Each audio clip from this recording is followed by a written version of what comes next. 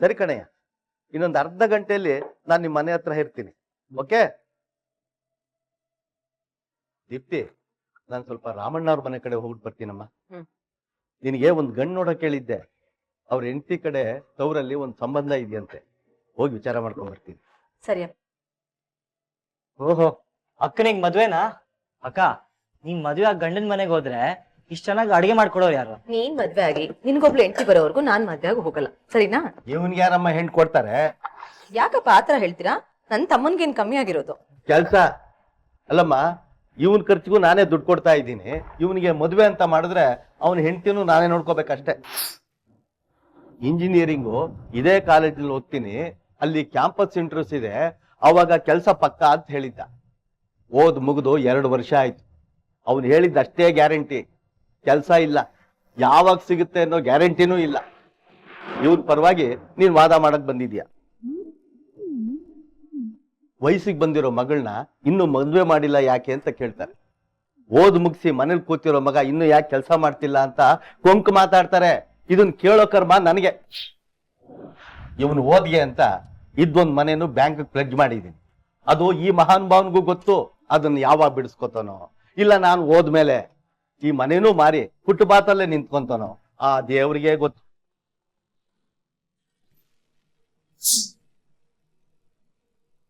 ಅಪ್ಪ, ಯಾಕತರ ಮಾತಾಡಕ್ ಹೋದ್ರಿ?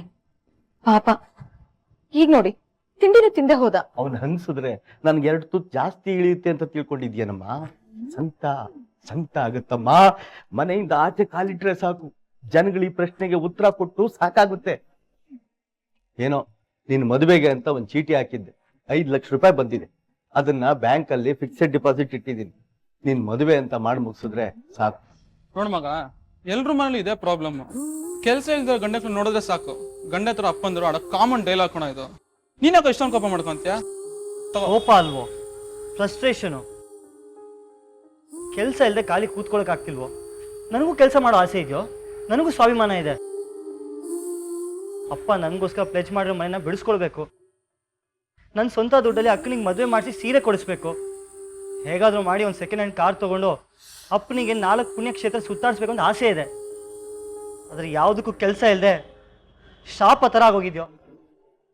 ಲೋ, ನಿಮಗೂ ಗೊತ್ತಲ್ವೇನೋ, ಸಾಫ್ಟ್ವೇರ್ ಇಂಜಿನಿಯರ್ ಕೆಲಸಕ್ಕೆ ನಾನು ಎಲ್ಲ ಕಡೆ ಅಪ್ಲೈ ಮಾಡಿದ್ದೀನಿ ಅಂತ.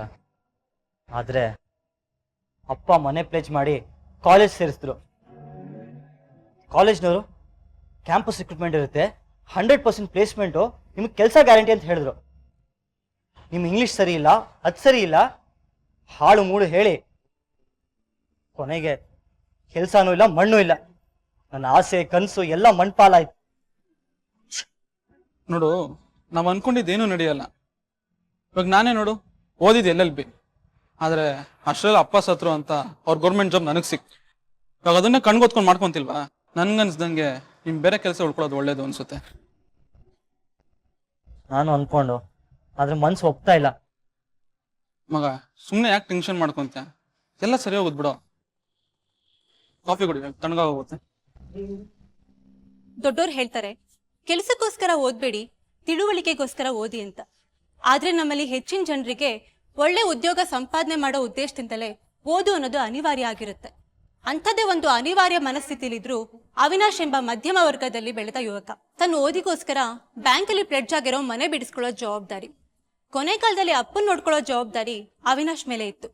ಆದ್ರೆ ಅದಕ್ಕೆ ಬೇಕಾದ ಕೆಲಸ ಸಿಕ್ತಿಲ್ಲ ಅನ್ನೋ ನೋವು. ನಾನು ಆಸೆ ಪಟ್ಟ ಹಾಗೆ ಇಂಜಿನಿಯರ್ ಆಗ್ಬೇಕು, ಇಲ್ಲಾಂದ್ರೆ ಸತ್ತೇ ಹೋಗ್ತೀನಿ ಅನ್ನೋ ಪರಿಸ್ಥಿತಿಲಿದ್ರು ಅವಿನಾಶ್. ಈ ಮನಸ್ಥಿತಿ ಅವಿನಾಶ್ನ ಎಲ್ಲಿಗೆ ತೊಗೊಂಡೋಗಿ ನಿಲ್ಲಿಸುತ್ತೆ ನೋಡೋಣ ಬನ್ನಿ.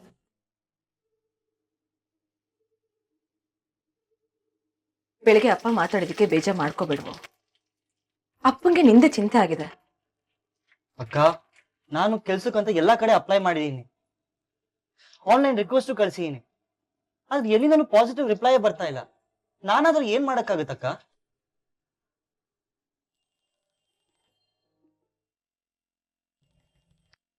ಹಲೋ ಹಲೋ, ಅವಿನಾಶ್ ಅವರ ಮಾತಾಡ್ತಿರೋದು? ಹೌದು. ಹಾಯ್, ನಾನು ಸ್ಟೆಲಾ ಅಂತ Asha Kiran recruitment and consultant ಏಜೆನ್ಸಿಯಿಂದ ಮಾತಾಡ್ತಿದ್ದೀನಿ. ರಿಕ್ರೂಟ್ಮೆಂಟ್ ಕನ್ಸಲ್ಟೆನ್ಸಿ ಏಜೆನ್ಸಿನ? ಹಾಂ, ಎಸ್. ನೀವು ಆನ್ಲೈನಲ್ಲಿ ಅಪ್ಲೈ ಮಾಡಿದ್ರಿ ಅಲ್ವಾ ಕೆಲಸಕ್ಕೋಸ್ಕರ? ಸೊ ನಮ್ಮಲ್ಲಿ ಇಂಟರ್ವ್ಯೂಸ್ ಅವೈಲಬಲ್ ಇದೆ, ನೀವು ಬರ್ಬೋದಾ? ಶೋರ್ ಮೇಡಮ್, ನೀವು ಬಾ ಅಂದ್ರೆ ಈಗಲೇ ಬಂದ್ಬಿಡ್ತೀನಿ. ನಿಮ್ಮ ಮಾತಲ್ಲಿರೋ ಅರ್ಜೆನ್ಸಿ ಕೇಳಿದ್ರೆ ಗೊತ್ತಾಗ್ತಿದೆ ನಿಮ್ಗೆ ಎಷ್ಟು ಅರ್ಜೆಂಟ್ ರಿಕ್ವೈರ್ಮೆಂಟ್ ಇದೆ ಕೆಲಸಕ್ಕೋಸ್ಕರ ಅಂತ. ಸೊ ಎನಿವೆ ನಾಳೆ 10 o'clock ಶಾರ್ಪ್ ನೀವು ಆಫೀಸಿಗೆ ಬಂದ್ಬಿಡಿ. ಬರ್ತಾ ನಿಮ್ಗೆ ಎಲ್ಲ ಸರ್ಟಿಫಿಕೇಟ್ಸು ತೊಗೊಂಡು ಬನ್ನಿ ಆಯಿತಾ? Madam address? ಹಾಂ, ನಾನು ವಾಟ್ಸಪ್ ಮಾಡ್ತೀನಿ ನಿಮ್ಗೆ ಅಡ್ರೆಸ್ನ. Okay, thank you. ಅಕ್ಕ, ಇಂಟರ್ವ್ಯೂ ಕಾಲ್ ಬಂದಿದೆ, ನಾಳೆನೇ ಬರಕ್ಕೆ ಹೇಳಿದ್ದಾರೆ. ಆಲ್ ದ ಬೆಸ್ಟ್ ಕಣೋ. ನಾನು ಈಗಲೇ ಹೋಗಿ ಅಪ್ಪಂಗೆ ಹೇಳ್ತೀನಿ. ಅದ್ ಸರಿ, ಕಂಪ್ನಿ ಹೆಸರು ಏನಂದ? Excuse me sir. Yes, sir, ಇದು ಆಶಾ ಕಿರಣ್ ಕನ್ಸಲ್ಟಿಂಗ್ ಏಜೆನ್ಸಿ ಎಲ್ಲಿದೆ? ಇಲ್ಲ ಇದೆ sir. Okay sir, thank you. Welcome sir.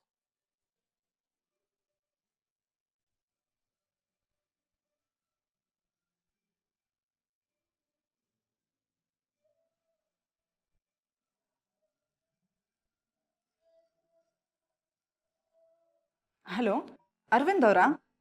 ಹಾಂ, ಅರವಿಂದ್ ಅವರೇ, ನಿಮ್ಮ ಆಫರ್ ಲೆಟರ್ ಬಂದಾಗಿದೆ. ಸೊ ನೀವು ಎನಿ ಟೈಮ್ ಆಫೀಸಿಗೆ ಬಂದು ಕಲೆಕ್ಟ್ ಮಾಡ್ಕೊಬೋದು.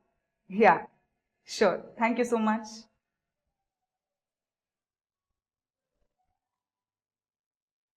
Hi miss Neerja. ಎಸ್, ನೀವು ಕೆಲಸಕ್ಕೋಸ್ಕರ ಆನ್ಲೈನಲ್ಲಿ ಅಪ್ರೋಚ್ ಮಾಡಿದ್ರಲ್ವಾ? ಹಾಂ, ಸೊ ಈಗ ಒಂದು ಇಂಟರ್ವ್ಯೂ ಬಂದಿದೆ. So if you are interested you can come and attend. Ya, sure, ನಾನು ನಿಮ್ಗೆ ಅಡ್ರೆಸ್ ಈಗ ಮೆಸೇಜ್ ಮಾಡಿ ಕಳಿಸ್ತೀನಿ. Ya, thank you. Hi Nagaraj ಅವರೇ. ಹಾಂ, ಹೇಳಿ. Wow, congratulations. ಇದ್ರಲ್ಲಿ ನಮ್ದೇನಿದೆ ಹೇಳಿ ದೊಡ್ಡಸ್ತಿಗೆ.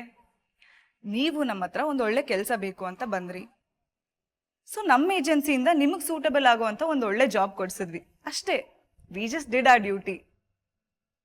ಇಲ್ಲ, ಪ್ರಮೋಷನ್ ಅನ್ನೋದು ಕಂಪ್ಲೀಟ್ಲಿ ನಿಮ್ಮ ಅಬಿಲಿಟಿ ಮೇಲೆ ಸಿಕ್ಕಿರೋದು.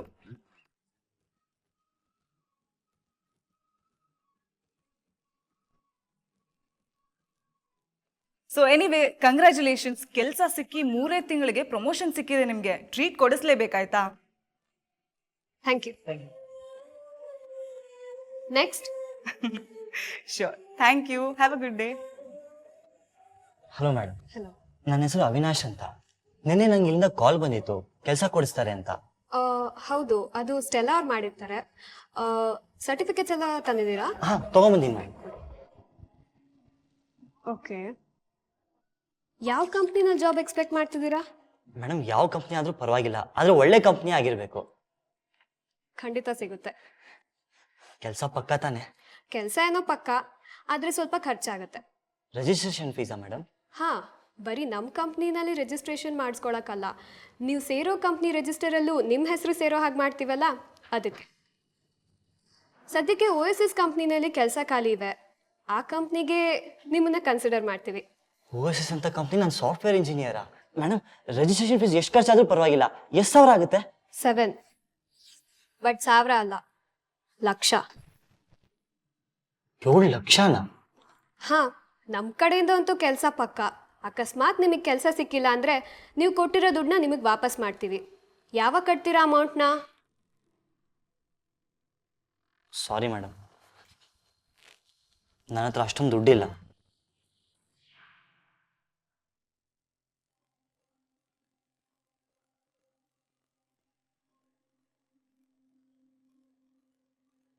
ಎಕ್ಸ್ಕ್ಯೂಸ್ ಮಿ ಅವಿನಾಶ್, ಒಂದು ನಿಮಿಷ.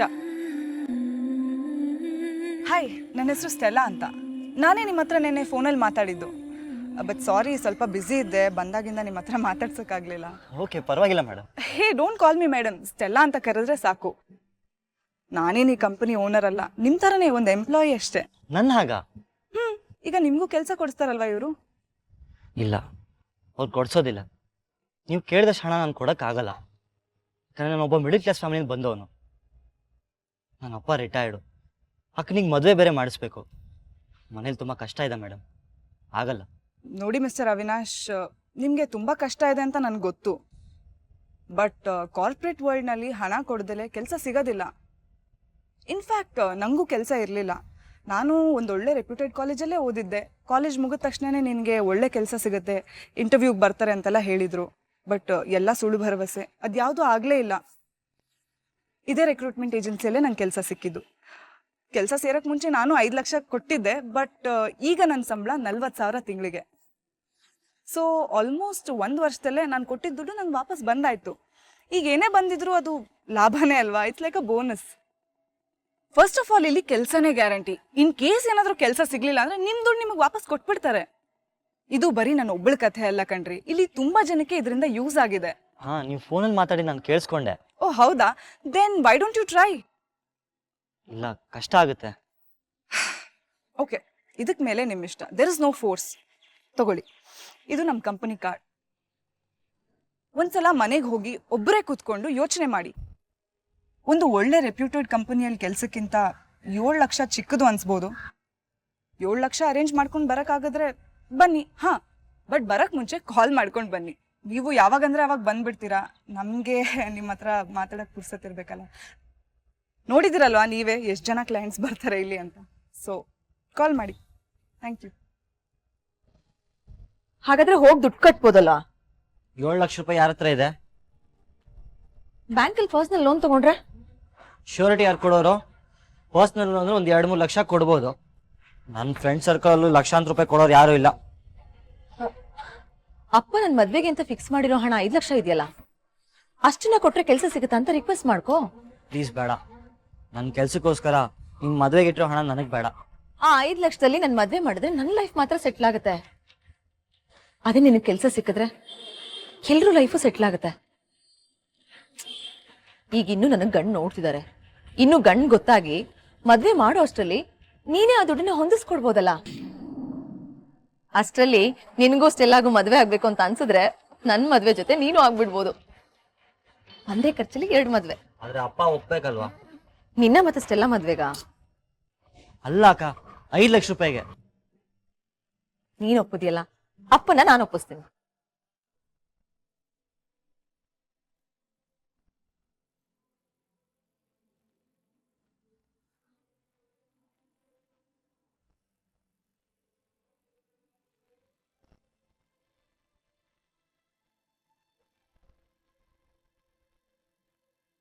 ಅವಿ,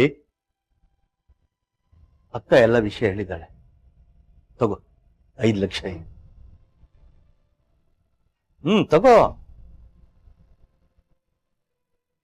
ಥ್ಯಾಂಕ್ ಯು ಅಪ್ಪ, ಥ್ಯಾಂಕ್ ಯು ಸೋ ಮಚ್. ನಿನ್ ಥ್ಯಾಂಕ್ಸ್ ನನಗೆ ಮುಖ್ಯ ಅಲ್ಲಪ್ಪ. ಒಂದು ವಿಷಯ ಗಮನದಲ್ಲಿಟ್ಕೋ, ಈ ಮನೆ ಅಡ ಇಟ್ಟು ನಿನ್ನ ಇಂಜಿನಿಯರಿಂಗ್ ಓದಿಸಿದ್ದೀನಿ. ನಿಮ್ಮ ಅಕ್ಕನ ಮದುವೆಗೆ ಅಂತ ಇಟ್ಟಿದ್ದ 5 ಲಕ್ಷನ ಈಗ ಕೊಡ್ತಾ ಇದ್ದೀನಿ. ಈ ಸಲನಾದರೂ ನಂಬಿಕೆ ಕಳ್ಕೋಬೇಡ. ಒಳ್ಳೇದ. Good luck. ಮನೆ ಒತ್ತೆ ಇಟ್ಟು ಇಂಜಿನಿಯರಿಂಗ್ ಓದಿದ್ದಾಗಿತ್ತು. ಈಗ ಅಕ್ಕನ್ ಮದ್ವೆಗೆ ಅಂತ ಇಟ್ಟಿರೋ ಹಣ ತಗೊಂಡು ಕೆಲಸ ಪಡ್ಕೊಳ್ಳೋ ಸ್ಥಿತಿಗೆ ಬಂದಿದ್ರು ಅವಿನಾಶ್. ಏಜೆನ್ಸಿ ಆಫೀಸಿಗೆ ಕಾಲ್ ಮಾಡಿ ಮಾನ್ಯ ದಿನ ಮೀಟ್ ಮಾಡೋಕ್ಕೂ ಹೋಗಿದ್ರು. ಆದ್ರೆ ಅವ್ರು ಕೇಳಿದ್ದು 7 ಲಕ್ಷ, ಅವ್ರ ತಂದೆ ಕೊಟ್ಟಿದ್ದು 5 ಲಕ್ಷ. ಹಾಗಾದ್ರೆ ಒಪ್ಕೋತಾರ ಕೆಲಸ ಕೊಡೋಕೆ?